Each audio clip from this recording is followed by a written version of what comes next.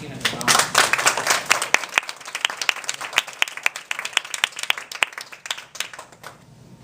And Bettina, could you turn off the lights or someone turn off the lights? Okay.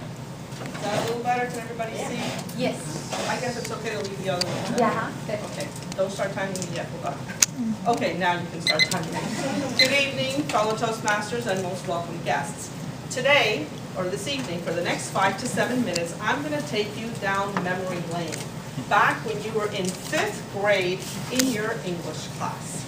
Has anybody ever seen this show, Are You Smarter Than a 5th Grader?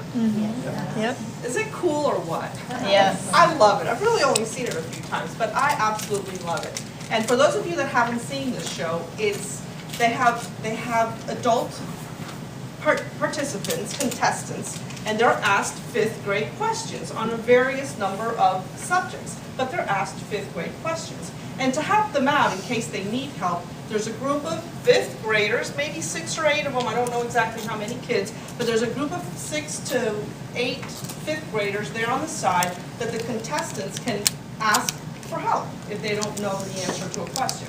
So what got me started into all this grammar? Well, when my kids were little, as Al told you, I have now 2 kids. I mean, I still have the same 2 kids, but they're now 18 and 19, 17 and 18 years old, almost 19.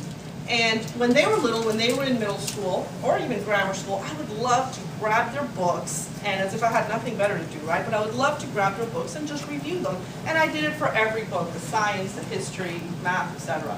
But I loved the grammar. You know why I really paid special attention to reviewing the grammar book? Because as I was reading it, I said, oh, I remember this, and I remember that, same as the other textbooks. But the grammar, I said, you know what, the grammar is going to be able to help me. As the manager and principal in the Miami office of our engineering firm, I'm the last person that reviews all the reports. And as much as I want the technical information in our reports to be perfect, 100% correct, I also want the written part to be perfect, 100% correct. Because at the end, my signature is on those reports, as well as those of others, but my signature is on there. And the written part and the grammatical part, the English part, reflects on you just as much as the technical part. So I wanted to continue that.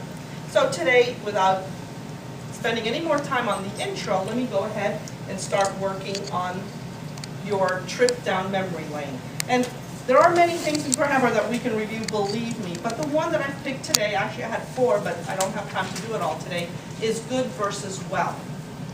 I hear good versus well used improperly all the time by very well-educated people that have been born in this country who should speak English perfectly, and you hear them saying it incorrectly. But before I get into talking about good versus well, I do have to review a couple of things. Very basic things I know you all know about this. A noun and a verb, right? How simple, a noun and a verb. You all know that a noun is the name of a person, a place, or a thing. It's a characteristic, a quality, an idea, right? Table, light, computer, floor, these are all nouns.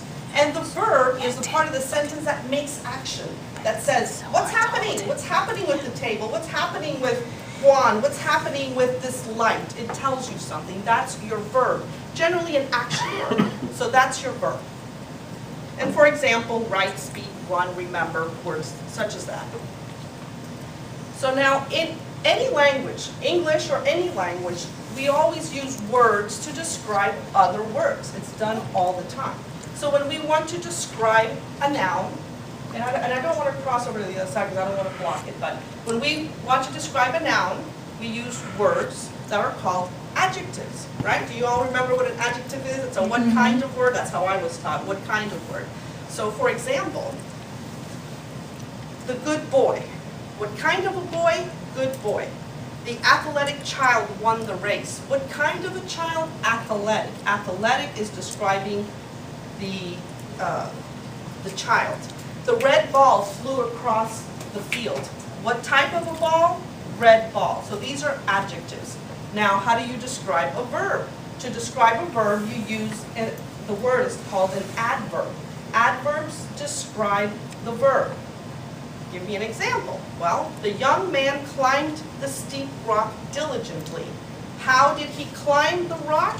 He climbed it diligently. Diligently is the adverb that describes the verb climb, right? Okay, what's the next one? The child ran quickly.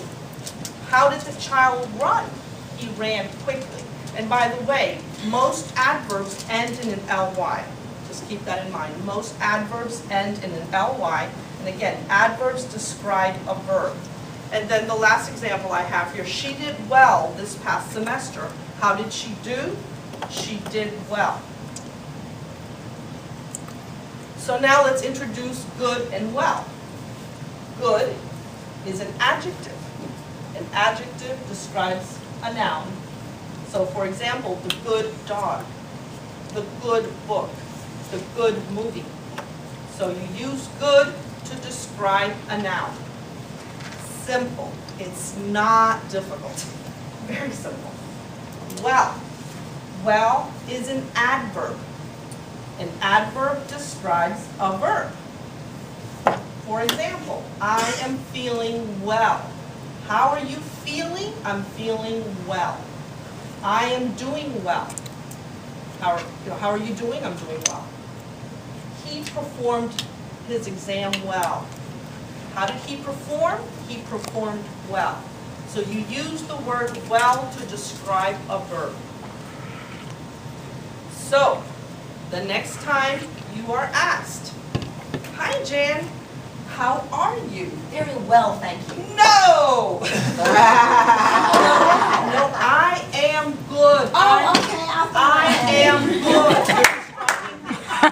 So the next time someone says, she's paying attention, taking notes, I understand. But so how are you? I am good.